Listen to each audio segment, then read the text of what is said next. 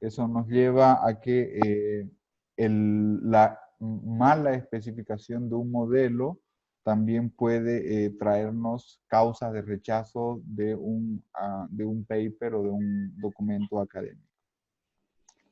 Entonces, No. ahí tenemos el tema de la importancia en la operacionalización de la medición.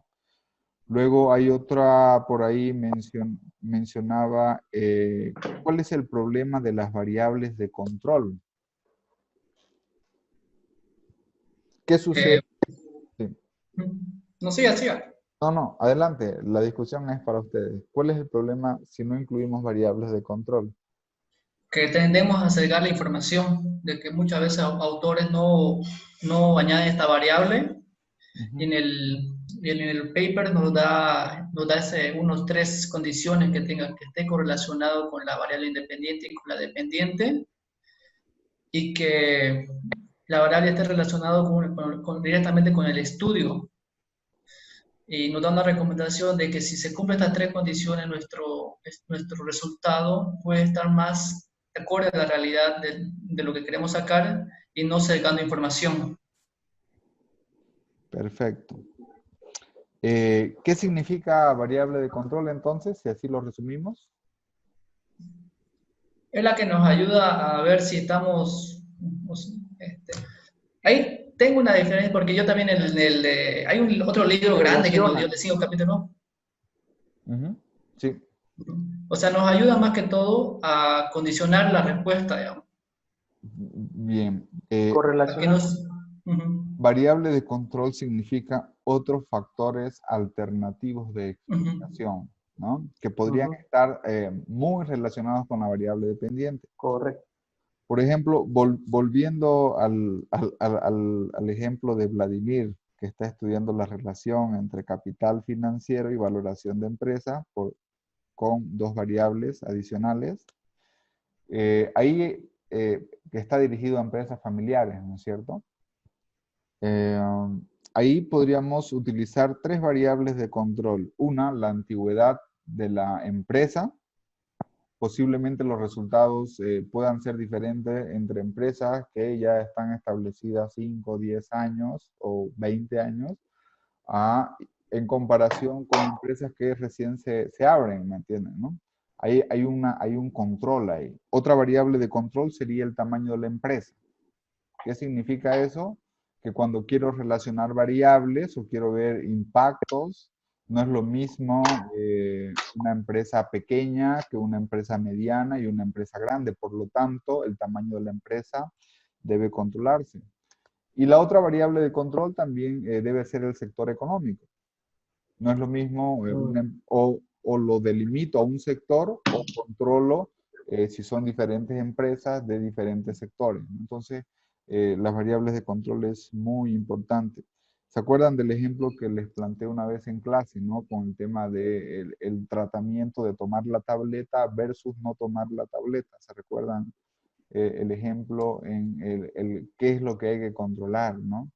Hay que controlar de que el medicamento, la persona, no sé, no fume, no beba, duerma bien, una serie de factores que pueden influir en la variable dependiente, porque si vamos a evaluar una tableta y esa persona se va de parranda, no estamos controlando que no tome bebidas alcohólicas, posiblemente el experimento falle, ¿me entienden? ¿No? O no se tenga el control respectivo. Entonces, por eso deben incluirse el tema de variables de control. Y Las variables de control se podría decir como si fueran como bandas que de alguna manera direccionan o orientan la investigación. claro, es una delimitación, ¿no? Es una Limitación esa es la palabra. sí, es una delimitación, sí. Y otro problema también que se mencionó es el problema de la varianza común. ¿A qué se refiere el problema de la varianza común?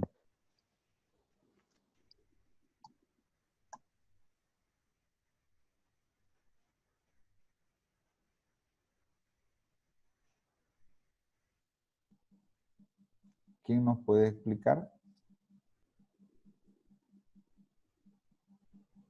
El método de la varianza común.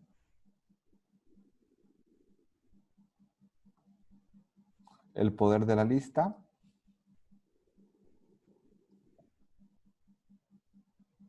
¿Qué nos dice Diego?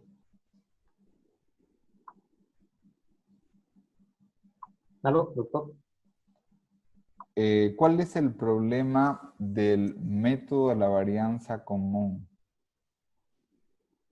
Eh, bueno, dice que se han rechazado muchos manuscritos porque son variables, criterios, digamos, que de una variable individual, digamos, ¿no? Ya. ¿Y eso? Entonces, tiene efectos en el evaluador, digamos. O sea, los efectos del evaluador en los efectos de los elementos del contexto, digamos, ¿no? Que van a incidir en la evaluación del paper. Es Sí, un tema de interpretación, ¿no es cierto? más que todo es un error sistemático en la información, en cómo se ha capturado la información. Voy a mencionarle un ejemplo.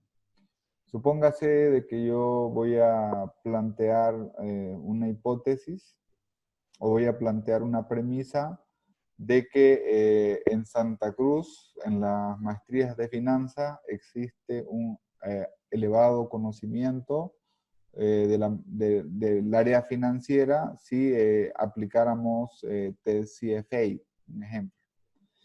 Y resulta de que yo me planteo esa premisa y solamente tomo como un grupo de estudiantes a los de la maestría en finanzas de la Universidad Católica.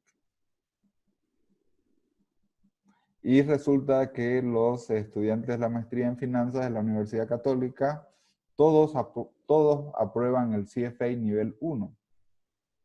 Y yo saco la conclusión de que en Santa Cruz el nivel en finanzas a nivel de maestría es bastante aceptable o es Bueno, bastante alto.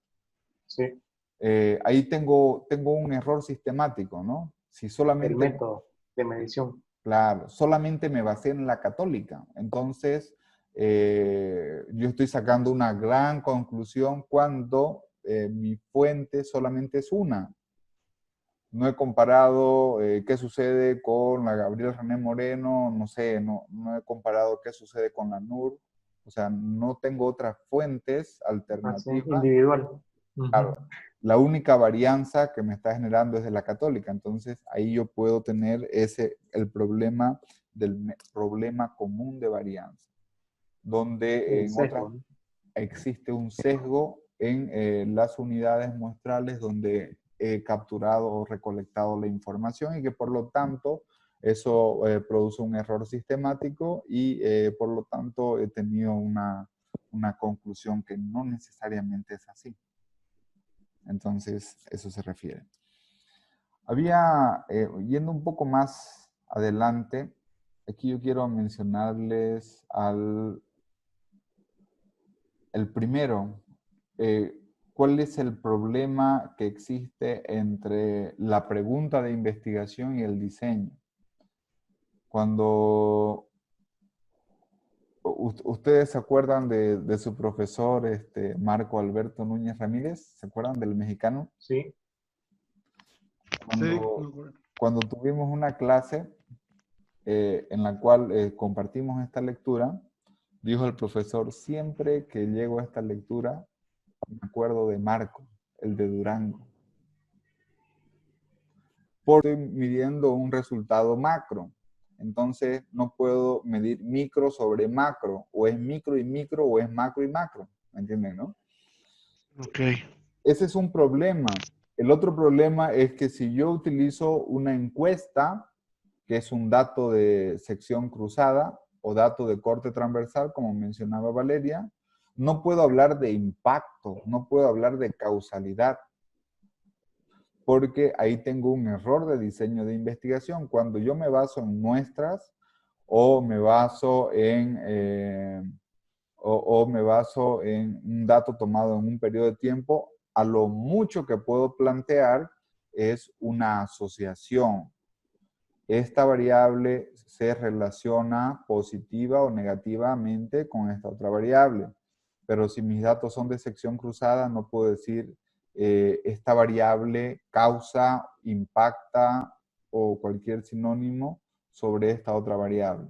Entonces esa es una causa de rechazo también importante en los artículos y en las revistas, porque la pregunta de investigación no está acorde a los datos. Y eso también significa de que muchas veces la pregunta de investigación es demasiado ambiciosa para los datos que tienen, ¿no? Y que por lo tanto no va a responder plenamente a la pregunta o la respuesta va a estar incompleta. Entonces, ese es un primer elemento de análisis. Y la otra es, y el otro también es que aquí en la lectura plantea un ejemplo, ¿no? Plantea el ejemplo de cuáles son los efectos que tienen, no sé, las acciones de los CEOs. Los CEOs son los ejecutivos de las empresas sobre el mercado de acciones o sobre el desempeño financiero de una firma. Entonces, ahí nuevamente, ahí se presenta el problema de los niveles de análisis, el problema de evaluar algo micro sobre algo macro. Entonces, eso es importante considerar.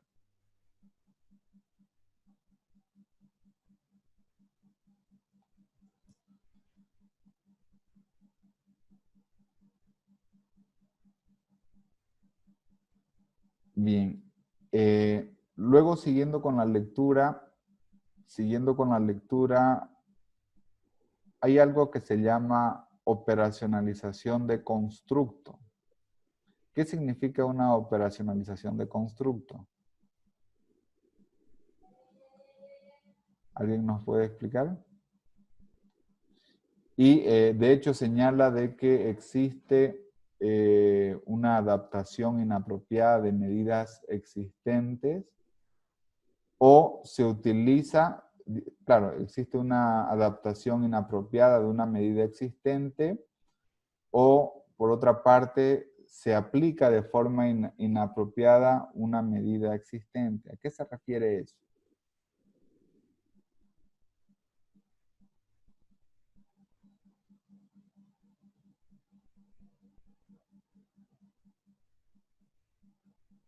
Los compañeros que no vieran... Sí. Bueno, según la lectura dice que el problema de utilizar una inapropiada adaptación de una medida existente radica en que los investigadores pueden elegir ítems o sea, ítems sobre escalas existentes que no fueron debidamente validadas o que no proveen un soporte de validación relevante. Sí, correcto. Una vez el profesor Blancas le hicieron una crítica en un artículo que publicó, donde él decía, lo envió a una revista y decía, he construido un nuevo indicador de fuga de capitales. Este indicador de fuga de capitales se llama Blancas. ¿Se acuerda? Blancas Nerias. Blancas, no fue, he construido dos nuevos indicadores de fuga de capital, Blancas 1 y Blancas 2, así le llamo. ¿Está bien, pues? Está bien, o sea, hasta ahí está bien, pero una de las críticas que le hizo uno de sus dictaminadores fue, está bien, o sea, que hubieras creado Blancas 1 y Blancas 2 como nuevas medidas, ¿no? Nuevas medidas adicionales a las existentes para medir la fuga de capitales. Sin embargo, no se demuestra por qué esas medidas son correctas y en comparación con las que ya existen. Esa fue una observación. Imagínense esa pregunta, ¿cómo poder responder a eso? Entonces, ahí un poco le estaba haciendo esa observación, Me ¿no? repite la pregunta. ¿Ah? Y la repite la pregunta que le hicieron, por favor. ¿Cómo responder? Usted decía, así como dice, se compone de 3 partes, la primera, la segunda, la tercera, la respuesta sería, me repite la pregunta, por favor. Claro. Lo que le estaba diciendo el dictaminador, está bien que él hubiera creado dos mediciones alternativas para medir la fuga de capitales, blancas 1 y blancas 2. Sin embargo, en el documento no se demostraba del por qué esas medidas estaban correctas, o dicho de otra manera, no se demostraba por qué lo que ya existía era mejor que lo que él proponía. Entonces, usted debe demostrar de que sus medidas son las correctas. Y eso es lo que significa validez, ¿no? Entonces, en su documento eso no se demuestra. Entonces, esa es una observación precisamente que surge cuando nosotros proponemos algo, una medición distinta de lo que ya está, entonces debemos tener el soporte metodológico, estadístico o incluso también hasta teórico de cómo vamos a validar el instrumento que estamos midiendo, cómo vamos a demostrar que es correcto. O dicho, o lo contrario, ¿no? ¿Cómo vamos a demostrar que no está mal? ¿Me entienden, no? Entonces, eso es un problema. Y cuando no se demuestra, lo que hacen los árbitros en los journals es rechazar los documentos. Y la otra, y el otro problema también es cuando aplicamos de forma inapropiada una medición o una medida. Por ejemplo, esto más se aplica en el campo de la administración, cuando hablan de innovación. Supónganse, yo soy panadero, obviamente tengo mi panadería, y siempre he hecho pan, ¿me entienden? ¿No? Siempre he hecho pan de batalla. Ahora ya no hago pan de batalla solamente, sino hago un nuevo pan, no sé, pan francés. Y por lo tanto, si me hacen un cuestionario, me hacen una medición, por hacer ahora un nuevo pan, resulta de que soy innovador. ¿Soy innovador? ¿Soy innovador o no soy innovador? No. Pero alguien me tomó como innovador. Entonces, ahí se está haciendo una aplicación inapropiada de lo que es el término de innovación, ¿me entienden? ¿No? El hecho de que yo haga un cambio no significa de que ya soy estratégico, soy innovador. No, posiblemente me esté ajustando porque los demás panaderos hacen 10 tipos de panes, ¿me entienden? ¿No? Entonces también eso es importante considerar el tema de la correcta apropiación de las medidas existentes. Y el problema, y todo esto que estamos mencionando se traduce a lo que es validez. Acuérdense que validez significa medir lo que se desea medir. Yo puedo querer medir, y aquí viene el concepto también de lo que es operacionalización de variables. Operacionalización de variables es cuando existe una definición de algo que no lo puedo ver de forma directa, sino que tengo que utilizar alguna definición para poder medirlo. Por ejemplo, si hablamos de riqueza financiera es una definición. ¿Qué es la riqueza financiera?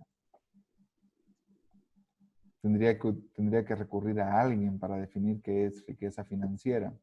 Y si lo quiero medir, si quiero medir la riqueza financiera, eso ya tengo que operacionalizar variable y voy a tener que utilizar algo para poder medir la riqueza financiera, ¿me entienden? ¿No? En este caso, ¿cómo mediría la riqueza financiera de la familia? Ahí justamente lo que va, por lo menos en función de lo que usted dice, en la presentación que voy a realizar hoy día, habla justamente acerca de la disparidad en la consideración de la riqueza de las familias, porque es un tema generacional. Para dice ahorita no recuerdo la cita, está en la presentación, cuando para los fundadores, normalmente patriarcados o matriarcados, la riqueza estaba basada en la generación o mantención del capital.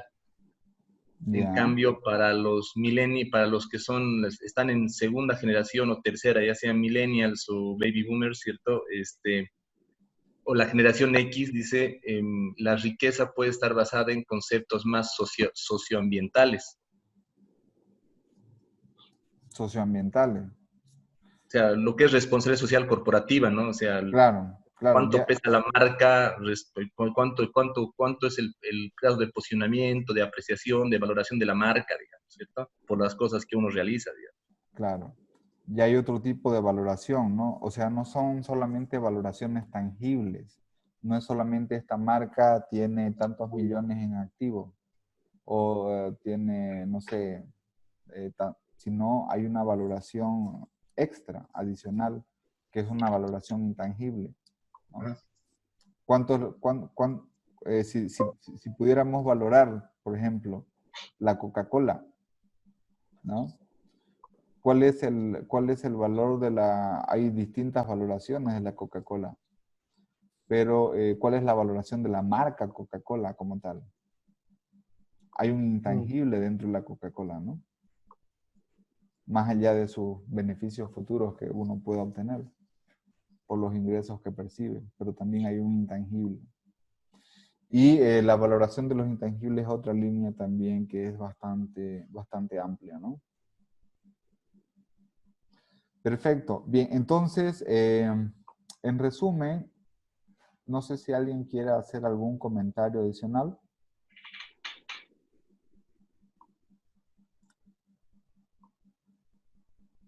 Alejandro, Martín, Carlos, Cristian Josué, bueno, ya dijo algo Cristian Josué. Germán, ¿nos quisieran hacer un comentario final sobre esta lectura?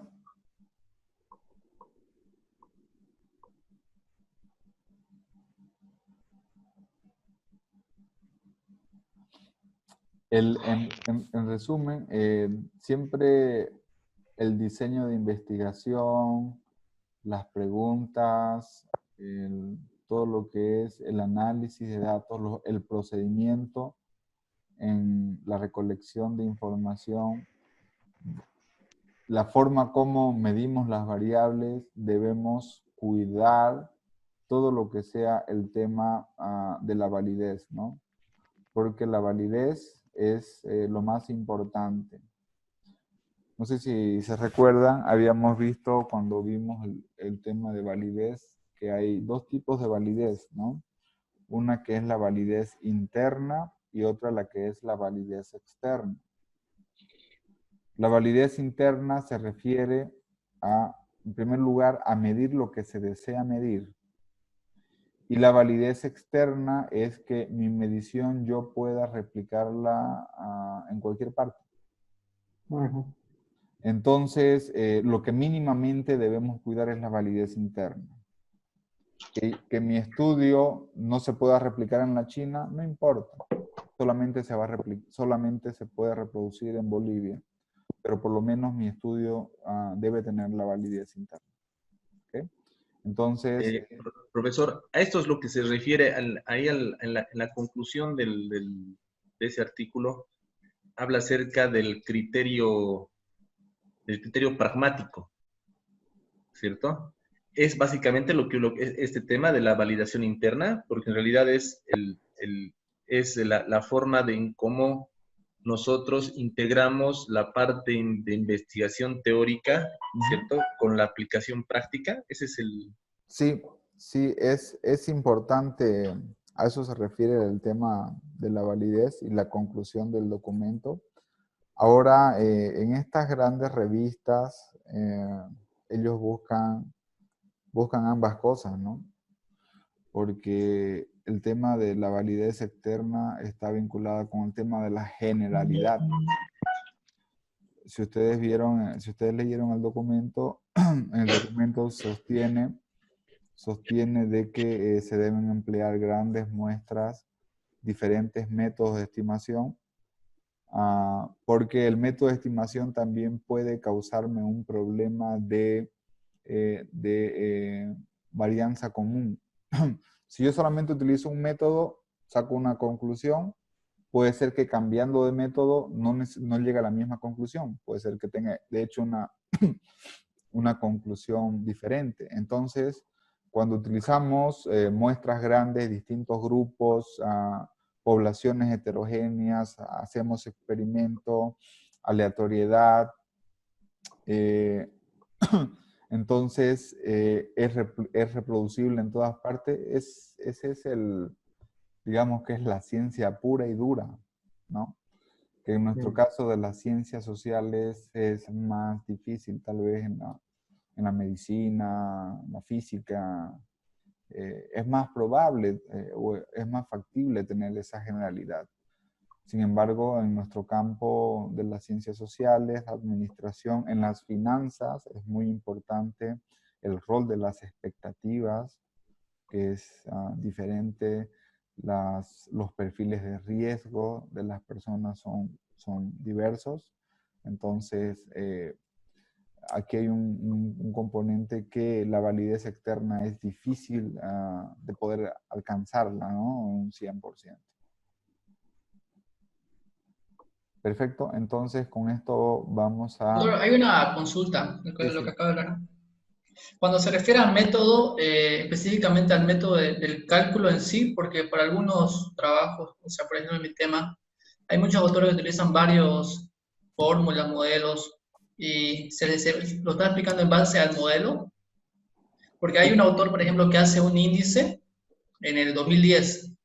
Después en 2015, o sea, de fragilidad financiera, por ejemplo, sacas que está especulativo. Y en el 2015 hace el mismo estudio, pero añadiendo otras variables y saca otro resultado. Claro, ahí digamos que los resultados no son consistentes ni robustos. Cuando yo quiero evaluar la fragilidad financiera en Bolivia, utilizo método A, el enfoque de Minsky. Me sale